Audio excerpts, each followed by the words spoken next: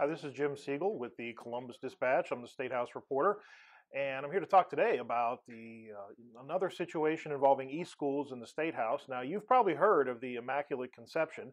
Well, how about the Immaculate Amendment? Because that's apparently what has happened.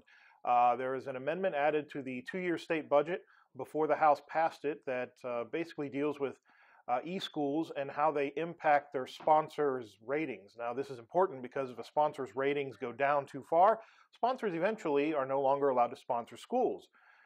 So in order for a charter school to operate, they need a sponsor.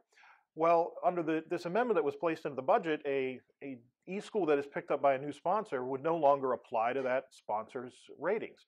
And this is an issue because a number of e-schools have some pretty poor academic ratings that can have a pretty big impact on their sponsors.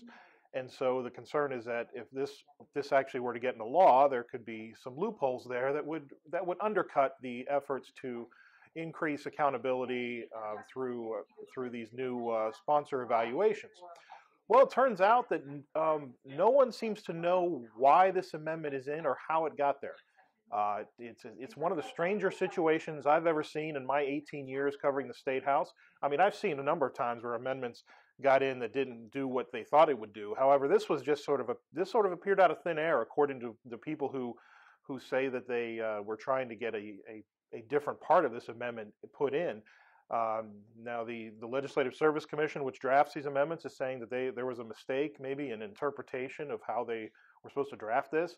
The lawmaker who put the amendment in says that he didn't want it in there, but clearly this was done somehow. We're still trying to make calls on it and see what happened here, but somehow this magical amendment made it in, and no one even realized it until after the House voted on the budget.